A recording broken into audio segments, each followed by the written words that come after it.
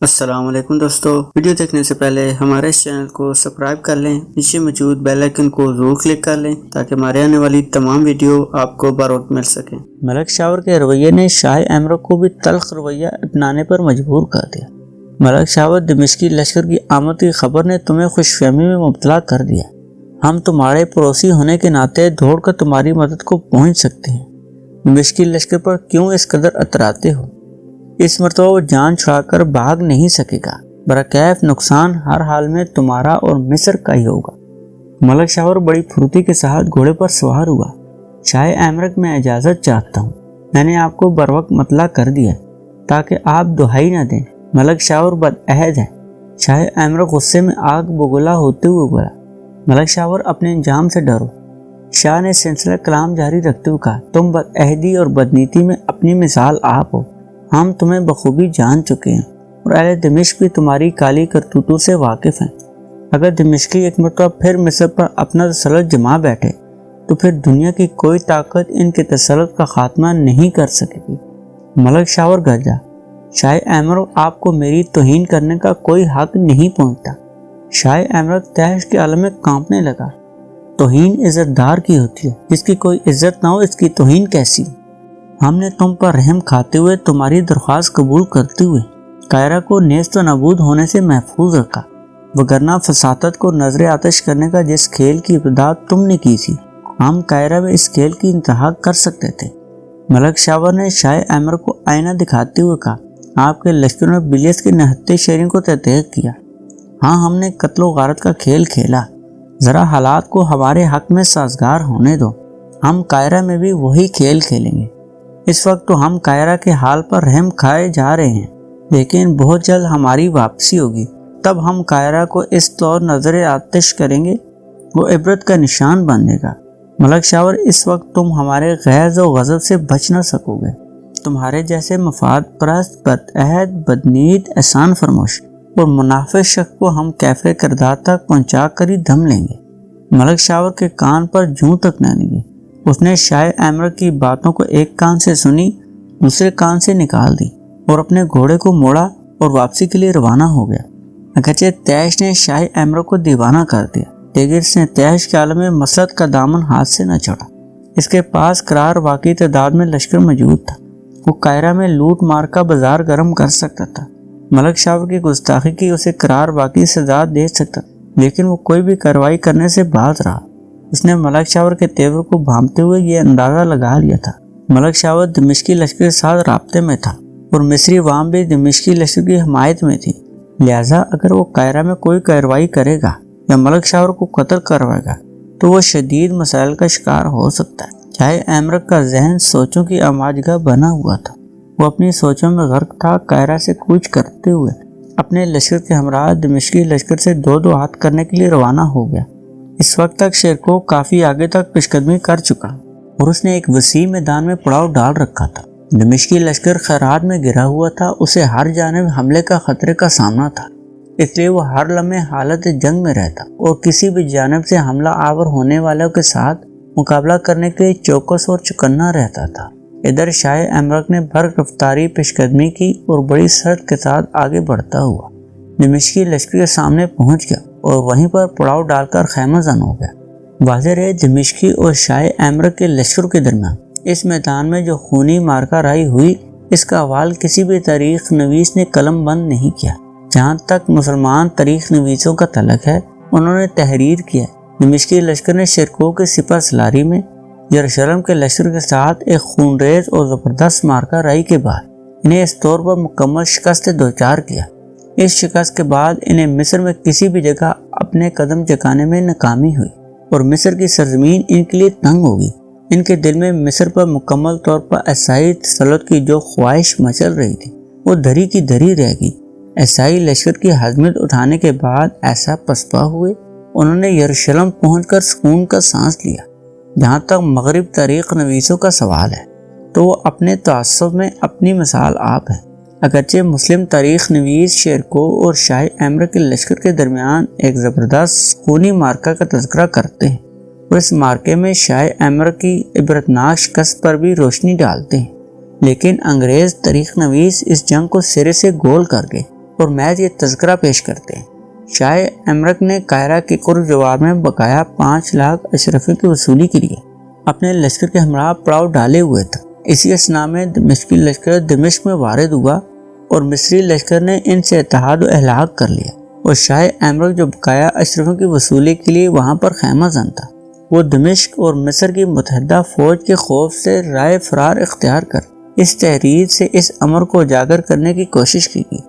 دمشقی اور مصری فوج نے اتحاد و الحاق کر لیا تھا، لہذا شاہ امرک کے لیے متحد لشکر کا مقابلہ کرنا ممکن نہ تھا، اس لیے وہ مصر سے رائے فرار اختیار کر کے واپس یروشلم جا پہنچا۔ شیرکو نے فتح کے نشے میں سرشار قاہرہ کی جانب پیش قدمی کی۔ اس مارکہ رائی میں جہاں دیگر سراروں کی قیادت میں لڑنے والے فوجی دستوں نے بڑی بہادری اور جرأت کی داستانیں رقم کی، وہاں صلاح الدین کی زیر قیادت لڑنے والے فوجی دستوں نے بھی شاندار بہادری اور دلیری کا مظاہرہ کیا۔ صلاح الدین نے یہ ثابت کر دیا وہ سپہ سالاری کے میدان میں بھی کسی سے کم نہیں، کیونکہ بلیس میں عیسائیوں نے مصریوں کو بے دریغ تیغ کیا تھا، لہذا اب مصر کی ہمدردیاں شیرکوز کے لشکر کے ساتھ تھیں۔ شیرکو کی آمد کی خبر جب اہل مصر کے کانوں تک پہنچی تو انہوں نے اس فقیہ مثال استقبال کی تیاریاں شروع کر دی۔ قاہرہ کے لشکر کے گزرنے والے رستوں کو رنگ برنگی محرابوں سے سجایا گیا، ان پر گلاب کی پتیاں نچھاور کی اور عرق گلاب چھڑکا گیا۔ مصر کے قاضی القرزادہ بھی شیرکو کے ہمراہ تھا۔ شیرکو نے اسے قصر خلافت روانہ کر دیا تاکہ جا کر خلیفہ کو فتح کی خوشخبری سے آگاہ کر سکے۔ خلیفہ فتح کی خوشخبری سن کر اس قدر خوش ہوا، اس نے فوراً اپنا ایک حاجب شیرکو کی جانب روانہ کیا، جس نے شیرکو کو اطلاع دی خلافت مآب نے انہیں محل میں طلب کیا ہے۔ یہ اطلاع موصول ہوتے ہی شیرکو اپنے لاؤ لشکر کے ہمراہ قصر خلافت کا رخ خلیفہ قصر خلافت کی سیڑھیوں پر جلوہ گر ہوا۔ اس نے شیرکو کا والہانہ استقبال کیا۔ یہ پہلا موقع تھا کہ فاطمی خلیفہ نے کسی کا اس طرح استقبال نہیں کیا۔ ملک شاور بھی شیرکو کے جلوس میں بن بلائے مہمان کی طرح اپنے لشکر سمیت شامل ہو گیا۔ اس نے فاطمی خلیفہ آزد کو قصر خلافت کی سیڑھیوں پر شیرکو کا استقبال کے لیے کھڑا دیکھا تو اس کی حیرانی کوئی انتہا نہ رہی، کیونکہ خلیفہ نے صدیوں پرانی روایت اور رسم کو بالائے طاق رکھتے ہوئے شیرکو کا استقبال کیا تھا۔ شیرکو اپنے گھوڑے سے اتر کر قصر خلافت کی سیڑھیاں طے کرتے ہوئے خلیفہ کے قریب جا پہنچا۔ شیرکو اپنے گھوڑے سے اتر کر قصر خلافت کی سیڑھیاں طے کرتے ہوئے خلیفہ کے قریب پہنچا اور اس کے حضور سلامی عقیدت پیش کی۔ خلیفہ نے خندہ پیشانی کے ساتھ شیرکو کا ہاتھ تھام لیا اور اس کے ہمراہ قصر خلافت کے اندر جانے کے لیے قدم بڑھا دیے۔ صلاح الدین اپنے لشکر کے ہمراہ قصر خلافت سے باہر منتظر تھا۔ اس نے فی الفور اپنے لشکر کو حکم دیا وہ شہر میں پھیل جائیں اور شہر پناہ کے دروازوں پر بھی دمشقی لشکر کا پہرا لگا دیا گیا۔ قصر خلافت میں خلیفہ نے شیرکو کو خلعت سے نوازا اور حکم دیا شیرکو اس خلعت کو زیب تن کر کے خلیفہ کی بارگاہ میں پیش ہو۔ شیرکو نے حکم کی تعمیل کرتے ہوئے خلعت زیب تن کی اور خلیفہ کی بارگاہ میں حاضری دی۔ خلیفہ نے تخلیہ کا حکم صادر کر دیا۔ جب تمام غلام کنیزے اور محافظ رخصت ہو گئے، خلیفہ دھیمی آواز میں گویا ہوا، ملک شاور کو قید و حیات سے آزاد کرنے کی جانب اشارہ کیا۔ شیرکو نے سر تسلیم خم کرتے ہوئے جواب دیا، حکم کی تعمیل ہوگی۔ خلیفہ نے مسکرا کر شیرکو کی جانب دیکھا، اس کے چہرے اس کی علالت کی بخوبی عکاسی کر رہا تھا۔ اس کی رنگت میں زردی گلی ہوئی تھی اور آنکھوں کے گرد سیاہ حلقے نمایاں تھے۔ خلیفہ کم عمری میں ہی مسند خلافت پر بیٹھ گیا تھا۔ خلیفہ کی کم عمری کا فائدہ اٹھاتے ہوئے خوش آمدیوں نے اسے بے راہ روی کی جانب دھکیل دیا تھا اور اسے امور سلطنت سے بالکل غافل بنا دیا۔ کثرت بے راہ روی نے اس کی صحت کو اس حد تک متاثر کیا، جوانی میں اس میں بڑھاپے کے آثار واضح طور پر دکھائی دینے لگے تھے۔ اگرچہ شاہی طبیب پوری تندہی اور توجہ سے اس کے علاج معالجے میں مصروف تھا، لیکن خلیفہ کی بے اعتدالیاں اس کی صحت کی بحالی کی راہ میں حائل تھیں، لہذا وہ بتدریج لاغر اور کمزور ہوتا چلا گیا۔ اس کا نظام ہضم اس قدر انحطاط کا شکار تھا، ہلکی سی ہلکی خضاب بھی ہضم کرنے سے قاصر تھا۔ شیرکو کو خلیفہ کی عطا کردہ خلعت زیب تن کر کے اس قدر خوشی میسر آئی، جب وہ خلیفہ سے اپنی ملاقات ختم کرنے کے بعد باہر نکلا تو اس کے تن پر وہی خلعت سجی ہوئی تھی۔ خلعت کی مبارکباد دینے میں سبقت لے جاتے ہوئے صلاح الدین نے کہا، مبارک ہو چچا حضور، یہ خلعت آپ پر بے حد سج رہی ہے۔ شیرکو نے بھتیجے کو داد دیتے ہوئے کہا، بے فکر ہو برخودار، یہ خلعت جلد ہی تمہارے تن کی بھی زینت بنے گی۔ حقیقت میں صلاح الدین نے جس کارکردگی کا مظاہرہ میدان جنگ میں کیا تھا اور بہادری و شجاعت کے جوہر دکھائے تھے، شیرکو اگر اس کا تذکرہ خلیفہ سے کرتا تو خلیفہ لازماً اسے گراں قدر انعام عطا کرنے میں بخل سے کام نہ لیتا۔ صلاح الدین گویا ہوا، چچا حضور مجھے کسی انعام کی تمنا نہیں، مجھے تو محض آپ کو خوش دیکھنے کی تمنا ہے۔ شیرکو نے صلاح الدین کے کندھے پر تھپکی دیتے ہوئے کہا، برخودار ہماری یہ تمنا ہے تم اس مقام تک رسائی حاصل کرو جو تمہارا منتظر ہے۔ شیرکو خلیفہ کی جانب سے خلعت پا کر اس قدر خوش ہوا، اس نے اپنے لشکر کو اس خلعت کا دیدار کروانے کے بعد کہا، میرے جانثارو، آج خلیفہ نے مجھے خلعت عطا فرمائی، مجھے حقیقی خوشی اس دن میسر آئے گی جب خلیفہ میرے لشکر کے ہر سردار ہر لشکر کو خلعت عطا فرمائے گا۔ شیرکو کی یہ خواہش امرائے نوریہ کے دل کو بھائی، انہوں نے اسے داد تحسین پیش کی۔ اگلے دن شیرکو نے امرائے نوریہ کا اجلاس طلب کیا۔ اجلاس نے شیرکو کے ہمراہ آنے والے تمام امرائے نوریہ اس اجلاس میں شرکت کی۔ شیرکو نے اجلاس کے شرکاء کو مخاطب کرتے ہوئے کہا، خدائے بزرگ و برکت نے ہمیں یروشلم کے ساتھ اولین مارکے میں ہی اپنے خاص فضل و کرم سے فتح یاب کیا ہے۔ اہل مصر نے ہمارا جو شاندار استقبال کیا ہے اسے دیکھ کر ہمارے دل ان کی طرف سے صاف ہو گئے اور اب ہمیں ان کے ساتھ کوئی گلہ شکوہ باقی نہیں رہا۔ فاطمی خلیفہ نے بھی ہماری شاندار پذیرائی کی اور اس نے آپ کی سپاسالار کو شاہی خلعت سے نوازا اور مصر کی بدنید احسان فرموش اعظم ملک شاور شیرکو نے بھی ملک شاور کا نام زبان پر لے ہی لیا تھا۔ اسی لمحے ایک غلام اندر آن پہنچا۔ غلام نے ادب سے مخاطب کرتے ہوئے کہا، سپاسالار مصر کے اعظم ملک شاور شرف بازیابی کے خواستگار ہیں۔ شیرکو عالم تیش میں گویا ہوا، بدبخت بے حیا پھر آن پہنچا ہے۔ امیر شرف الدین برغش بولا، یہ عیسائیوں کا حماتی ہمارے پاس کیوں آیا ہے؟ شیرکو نے استفسار کیا، اسے کہاں بٹھایا ہے؟ غلام نے جواب دیتے ہوئے کہا، سپاسالار معظم فی الحال تو ان کے جلوس کا ہی دیدار ہوا ہے، وہ اپنے لاؤ لشکر سمیت چلے آ رہے ہیں۔ شیرکو عالم تیش میں گویا ہوا، اس کا مستقل بندوبست کرنا پڑے گا، آپ حضرات چند لمحے مجھے دیں، میں ابھی اسے یہاں سے چلتا کر کے آتا ہوں۔ شیرکو عالم تیش میں غلام کے ہمراہ باہر چلا گیا۔ امیر برغش ہنوز تیش کے عالم میں تھا، وہ برس پڑا، ملک شاور کا ہمارے ساتھ کیا نہ آتا ہے، یہ بدبخت منافق ہمارے پاس کیا لینے آتا ہے؟ امیر حقاری نے تائید کرتے ہوئے کہا، ہمیں الو بنانے آتا ہے، سپاسالار نے نہ جانے کیوں اسے اتنی ڈھیل دے رکھی ہے۔ اسی لمحے شیرکو واپس آ گیا اور آتے ہی گویا ہوا، میں نے اسے علالت کا بہانہ بنا کر واپس لوٹا دیا، غالباً وہ اب دوبارہ نہیں آئے گا۔ امیر قطب الدین نے اپنے غصے کا اظہار کرتے ہوئے کہا، سپاسالار آپ اجلاس چھوڑ کر باہر کیوں گئے؟ یہاں بیٹھے بیٹھے اس سے ملنے سے انکار کر دیتے۔ شیرکو سنجیدگی کے ساتھ گویا ہوا، میں آپ لوگوں کے جذبات کی قدر کرتا ہوں، اس کے بارے میں خلیفہ سے بھی تذکرہ ہوا ہے، وہ بھی ملک شاور سے نالاں ہے۔ امیر حقاری نے کہا، اگر یہ سب کو ناپسند ہے تو پھر اس مفاد پرست منافق سے جان چھڑا کیوں نہیں لیتے؟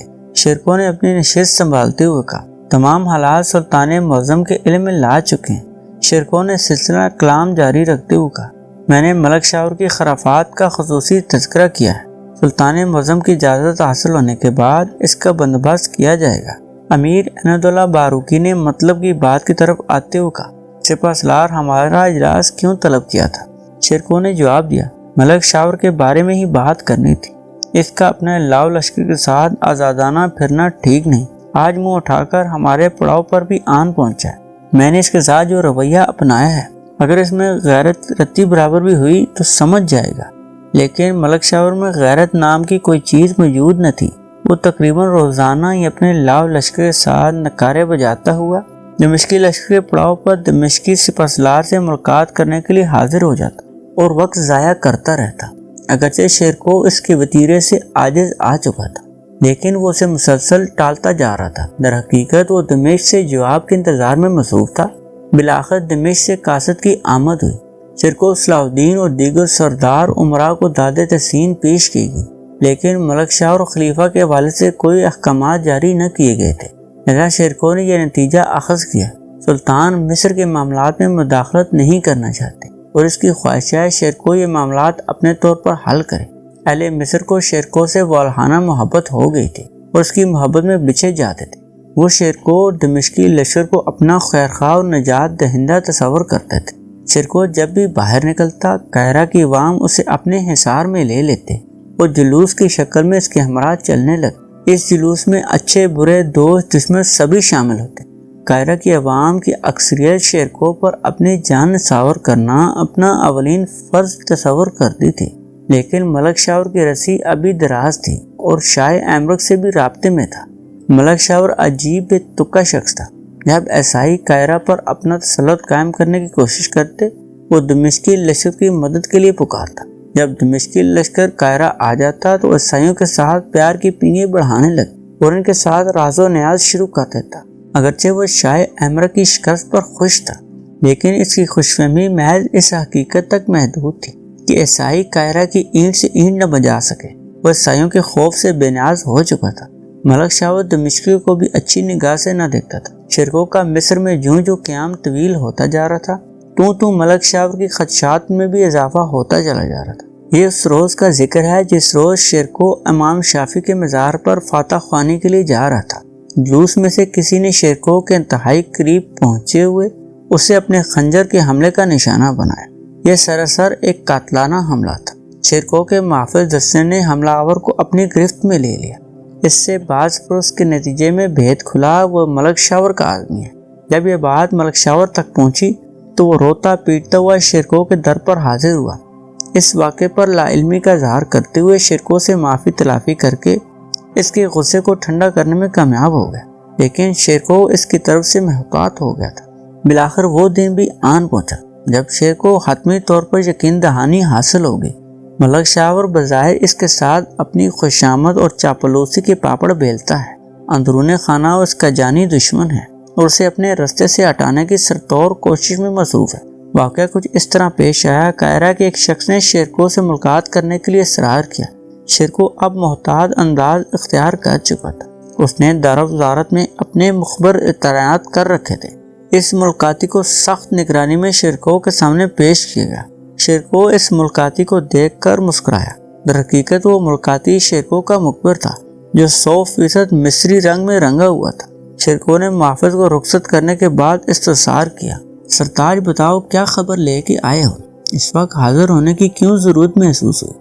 مخبر نے عرض کیا، ملک شاور نے دمشقی سپہ سالار اور تمام امراء و سرداروں کی دعوت کا اہتمام کرنا چاہتا۔ اس دعوت کا سہارا لے کر وہ سب کو اپنے رسے سے ہٹانے کا پروگرام بنا رہا ہے۔ اگرچہ فاطمی خلیفہ پہلے شیرکو کو اشارہ دے چکا تھا کہ ملک شاور نہ اس کے لیے سود مند ہے اور نہ ہی دمشقی سپہ سالار کے لیے، لیکن شیرکو نے مصر کے وزیر اعظم کے ساتھ نرم رویے کا اظہار اس لیے کیا تھا کہ وہ اسے درست راہ پر گامزن ہونے کا ایک اور موقع عطا کرنا چاہتا تھا۔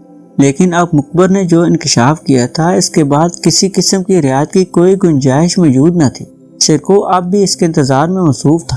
ملک شاور اور اس کے سرداروں کو مدعو کرے، وہ اسے کیفر کرداد تک پہنچانے کا اہتمام کرے۔ شیرکو نے اس راز کو اپنے سینے میں دفن کر لیا اور کسی کے ہمراز نہ بنایا، لیکن اندر ہی اندر جس کیفیت کا شکار تھا وہ اس کے چہرے پر عیاں تھی، لیکن اس کی کیفیت ہر کوئی نہیں بھانپ سکا۔ اس کا اندازہ کرنے کے لیے صلاح الدین کی آنکھ کی ضرورت تھی۔ صلاح الدین اپنے چچا سے بے حد محبت کرتا تھا، لہذا اس نے شیرکو کی کیفیت کو بھانپتے ہوئے استفسار کیا، سپہ سالار معظم اور چچا حضور۔ صلاح الدین کا چچا کو مخاطب کرنے والا انداز اس قدر نرالا تھا، شیرکو نے چونک کر صلاح الدین کی جانب دیکھا اور بولا، کہو صلاح الدین کچھ بات کرنا چاہتے ہو یا کسی ضرورت میں مبتلا ہو؟ صلاح الدین نے جواب دیا، میں کسی بھی ضرورت سے بے نیاز ہوں۔ مجھے آپ سے یہ دریافت کرنا ہے آج کل آپ کس مسئلے کا شکار ہیں؟ اگرچہ میں آپ کی مدد کرنے سے قاصر ہوں، لیکن مسئلہ زیر بحث لانے سے اس کا کوئی نہ کوئی حل برآمد ہونے کی توقع ضرور کی جا سکتی ہے۔ دوستو آج کے لیے اتنا ہی۔ اگر ویڈیو پسند آئے کمنٹ سیکشن میں اپنی رائے کا اظہار ضرور کیجیے گا۔ اس سیریز کی ایک نئی ویڈیو کے ساتھ بہت جلد آپ کی خدمت میں حاضر ہوں گے۔ تب تک کے لیے اللہ حافظ۔